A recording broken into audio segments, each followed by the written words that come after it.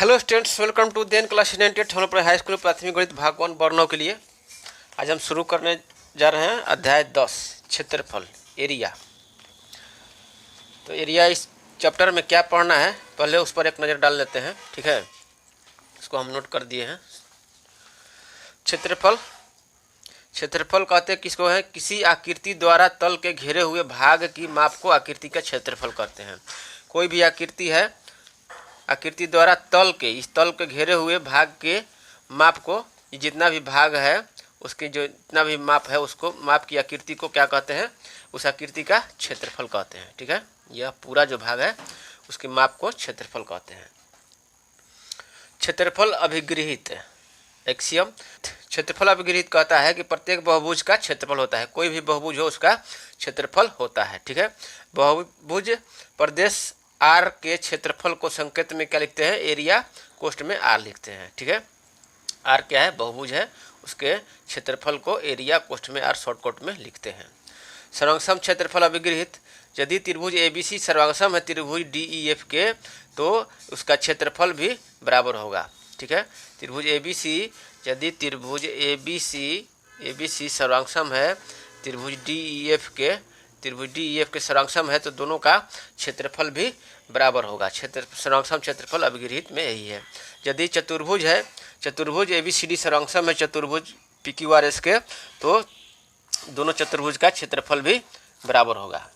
सर्वांगसम क्षेत्रफल अभिगृहित में यही है। क्षेत्रफल एक दिष्ट अभिगृहित। इसमें है कि यदि दो बहुभुज प्रदेश R1 और R2 इस प्रकार संबंध हो कि R1 R2 का एक खंड हो। R1 जो है R2 में R2 का एक भाग है। ठीक है, तो एरिया ऑफ जो R1 होगा, एरिया ऑफ R1 होगा छोटा होगा R2 से। R2 का यदि भाग है तो R1 का जो क्षेत्रफल होगा R2 से कम होगा। देखने से भी स्पष्ट हो जा रहा है। ठीक है, चौथा है क्षेत्रफल जोग अभिगृहित। क्षेत्रफल जोग अभिगृहित, इसको ध्यान से समझिएगा। यदि दो बहुभुज R1 और R2 इस प्रकार हो कि उनके सर्वनिष्ठ भाग जो है परिमित संख्या में, मतलब कि सीमित संख्या में बिंदु और रेखाखंड हो। इसका जो सर्वनिष्ठ भाग है या तो बिंदु हो या रेखाखंड हो। ठीक है, या जो मिला हुआ है ये सर्वनिष्ठ भाग जो है या तो बिंदु हो या छोटा सा रेखाखंड हो, या इसको इस तरह से कह सकते हैं दूसरे भाषा में कि उसमें सर्वनिष्ठ भाग नहीं हो, नहीं के बराबर हो, उनके सर्वनिष्ठ भाग नहीं हो। R1 और R2 में उनके सर्वनिष्ठ भाग नहीं हो एवं R1 और R2 को इकट्ठा करने पर वह एक अन्य बहुभुज R के बराबर होगा, तो एरिया ऑफ R जो होगा, यदि इन दोनों का जोगफल इस R के बराबर है तो एरिया ऑफ R बराबर हो जाएगा area of R1 plus area of R2। ठीक है, एक बार फिर से इसको पढ़ लीजिए। यदि दो बहुभुज R1 और R2 इस प्रकार हो कि उनके सर्वनिष्ठ भाग जो हैं परिमित संख्या में, यानी कि सीमित संख्या में बिंदु हो और रेखाखंड हो, बिंदु हो या रेखाखंड हो सीमित संख्या में, यानी इसको ऐसे भी कह सकते हैं कि उनके सर्वनिष्ठ भाग नहीं हो। ठीक है, नहीं हो एवं R1 और R2 को इकट्ठा करने पर वह एक अन्य बहुभुज R के बराबर हो, तो एरिया ऑफ R बराबर हो जाएगा area of R1 plus area of R2, यानी कि दोनों का क्षेत्रफल का योग हो जाएगा उस बड़े बहुभुज के बराबर हो जाएगा। अगला है एक मुख्य ज्यामितीय परिणाम, एन इम्पोर्टेंट ज्योमेट्रिकल रिजल्ट। साधारण प्रतिज्ञा में है कि समांतर चतुर्भुज का प्रत्येक विकर्ण जो होता है इसे दो बराबर क्षेत्रफल वाले त्रिभुजों में बांटता है। तो समांतर चतुर्भुज ABCD का विकर्ण जो है BD जो है, इसको दो बराबर क्षेत्रफल वाले त्रिभुजों में बांटता है। त्रिभुज ABD बराबर होगा त्रिभुज DBC। या इस तरह से यदि AC विकर्ण खींच देंगे तो त्रिभुज ABC का क्षेत्रफल जो होगा त्रिभुज ADC के क्षेत्रफल के बराबर होगा। इसको हम लोग पिछले अध्याय 9 में जब पढ़ रहे थे समांतर चतुर्भुज, तो प्रमेय नंबर 18 में पढ़ रहे थे। प्रमेय नंबर 18 में पढ़े थे कि किसी समांतर चतुर्भुज का, प्रमेय नंबर 18 में पढ़े थे कि किसी समांतर चतुर्भुज का कोई विकर्ण इसे दो सर्वांगसम त्रिभुजों में बांटता है। यहाँ पर था कि दो सर्वांगसम त्रिभुजों में बांटता है। समांतर चतुर्भुज का कोई विकर्ण इसे दो सर्वांगसम त्रिभुजों में बांटता है। और यहाँ पर एक मुख्य ज्यामितीय परिणाम में है कि समांतर चतुर्भुज का प्रत्येक विकर्ण इसे दो बराबर क्षेत्रफल वाले त्रिभुजों में बांटता है। उसमें था सर्वांगसम त्रिभुजों में बांटता है, यहाँ पर क्या है कि दो बराबर क्षेत्रफल वाले त्रिभुजों में बांटता है। ये आपका हो गया एक मुख्य ज्यामितीय परिणाम हो गया। अब पढ़ेंगे प्रमेय नंबर 28। प्रमेय नंबर 28 है कि एक ही आधार पर BC, एक ही आधार पर और एक ही समांतर रेखाओं के बीच के समांतर चतुर्भुज क्षेत्रफल में बराबर होते हैं। तो यहाँ पर ध्यान देना है कि एक ही आधार पर, तो एक ही आधार क्या हो गया, एक ही आधार BC हो गया, एक ही आधार BC हो गया, और एक ही समांतर रेखाओं के बीच, यानी कि एक ही मतलब कि एक ही समांतर रेखाओं का जोड़ा। तो BC और AD क्या है, समांतर रेखाएं हैं। तो BC और AD समांतर रेखाओं के बीच के समांतर चतुर्भुज, यहाँ पर ध्यान देना है कि समांतर चतुर्भुज होना चाहिए, ठीक है। तो यहाँ पर जो है एरिया ऑफ ABCD जो है ABCD, ये समांतर चतुर्भुज ABCD और समांतर चतुर्भुज PBCQ जो है इनका क्षेत्रफल बराबर होगा, ठीक है। तो यहाँ पर तीन बातों को ध्यान रखना है। एक ही आधार होना चाहिए, एक ही आधार BC हो गया, और एक ही समांतर रेखाओं के बीच, एक ही समांतर रेखाओं BC और AQ के बीच होना चाहिए कि बीच के समांतर चतुर्भुज, यहाँ पर समांतर चतुर्भुज, यहाँ पर ये जो चतुर्भुज होना चाहिए ये समांतर चतुर्भुज होगा, तभी ये दोनों का क्षेत्रफल बराबर होगा। तो ABCD समांतर चतुर्भुज ABCD का क्षेत्रफल समांतर चतुर्भुज PBCQ के बराबर होगा। यह है प्रमेय नंबर 28 में। अब मुख्य ज्यामितीय परिणाम है कि एक ही आधार और एक ही जोड़ी समांतर रेखाओं, एक ही आधार मान लीजिए कि AB है, एक ही आधार और एक ही जोड़ी समांतर रेखाओं AB और CD की जोड़ी समांतर रेखाओं के मध्य बने समांतर चतुर्भुज, ABCD, और आयत कौन सा है, ALBM, ठीक है, ABML का क्षेत्रफल, आयत ABML का क्षेत्रफल बराबर होगा समांतर चतुर्भुज ABCD का क्षेत्रफल। तो यहाँ पर हो जाएगा एरिया ऑफ, ये आपका समांतर चतुर्भुज ABCD बराबर है एरिया ऑफ आयत जो है ABML, आयत ABML के बराबर होगा। ये आपका मुख्य ज्यामितीय परिणाम में हो गया। दूसरा मुख्य ज्यामितीय परिणाम है कि समांतर चतुर्भुज का क्षेत्रफल जो होता है उसके एक भुजा और संगत शीर्ष लंब के गुणनफल के बराबर होता है। समांतर चतुर्भुज का क्षेत्रफल आधार गुना ऊंचाई होता है, ठीक है। इसका उपप्रमेय है कि एक ही आधार के एक ही ओर, ठीक है, ये मुख्य ज्यामितीय परिणाम में था, और ये उपप्रमेय में है कि एक ही आधार के, ठीक है, एक ही ओर मतलब कि ऊपर या नीचे, तो एक ही ओर मतलब कि केवल ऊपर, BC के ऊपर एक ही ओर स्थित समान क्षेत्रफल वाले, ये यदि समान क्षेत्रफल हैं, दोनों समांतर चतुर्भुज समान हैं ABCD और PBCQ वाले समांतर चतुर्भुज एक ही समांतर रेखाओं के मध्य स्थित होते हैं। मतलब कि एक ही समांतर रेखाओं के BC और AQ के मध्य स्थित होंगे। ये एक तरह से प्रमेय नंबर 28 का ये विलोम है, ठीक है। आपका ये हो गया उपप्रमेय 1।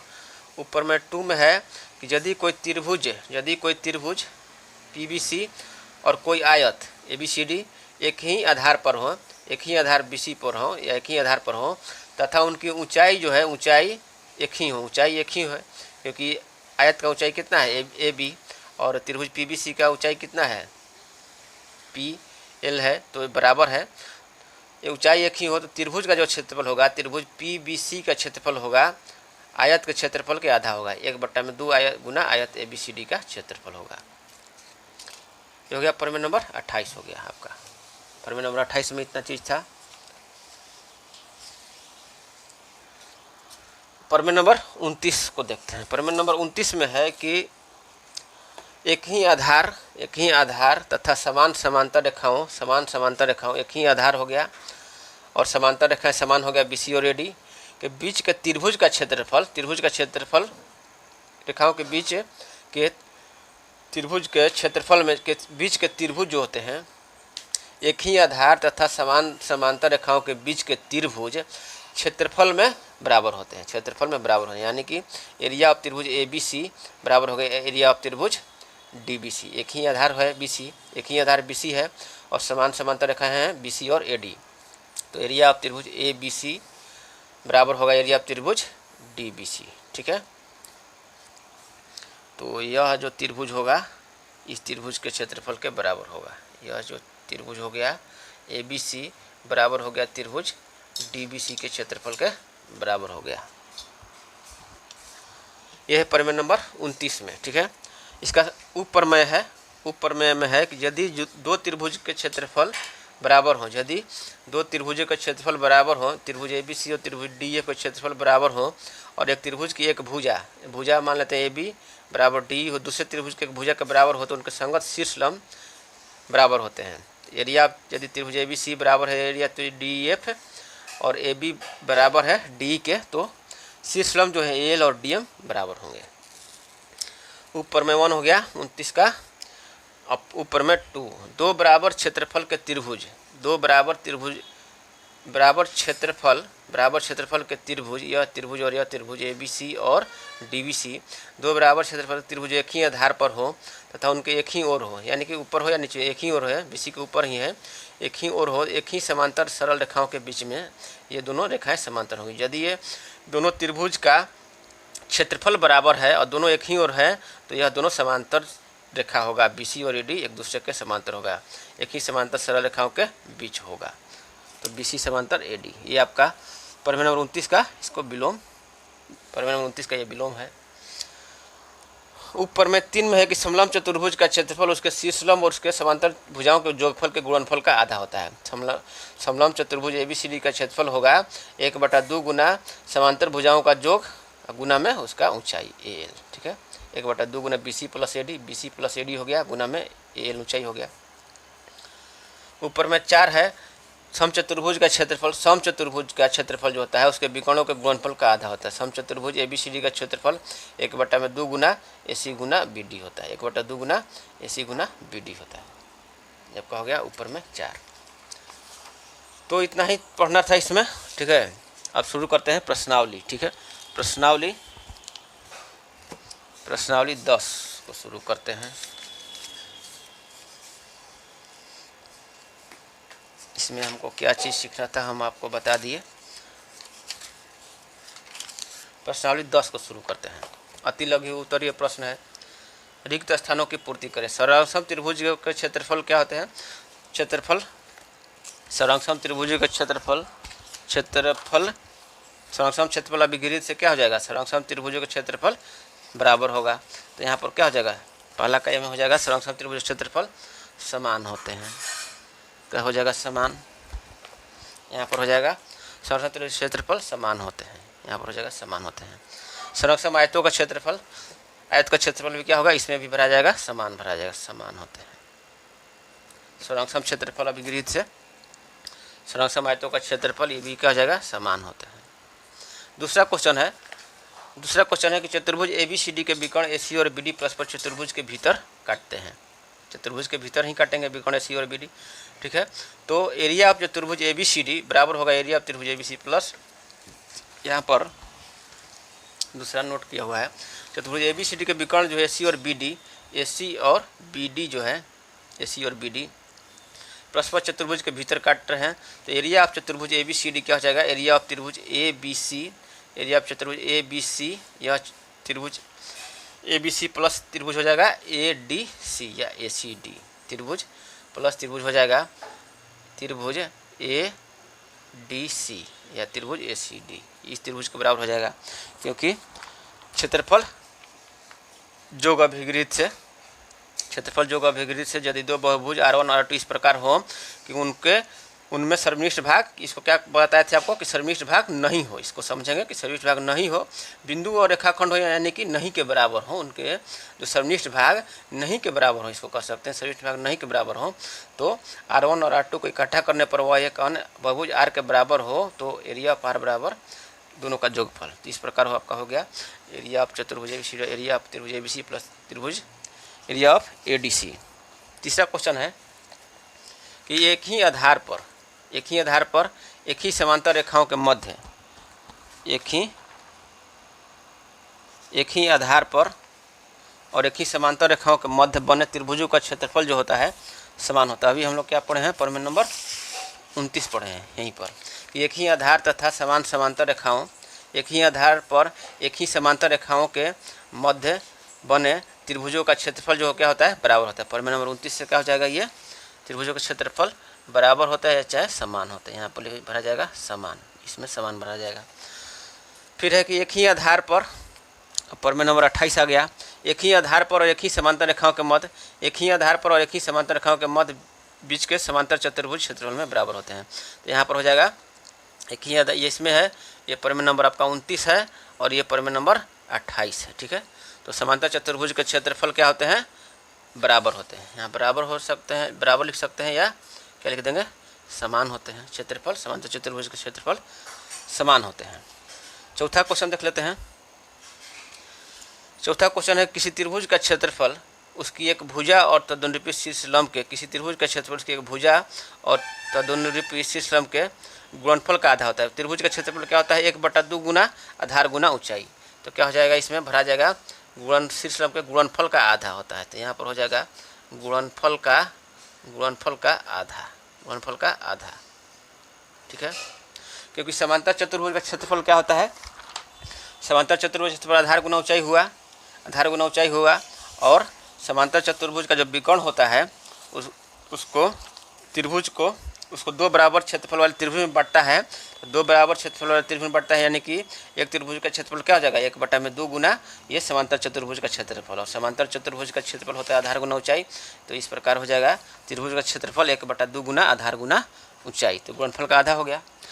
बी है कि समचतुर्भुज का क्षेत्रफल उसके विकर्णों की लंबाइयों के गुणनफल का आधा होता है। यहाँ पर हो जाएगा आधा।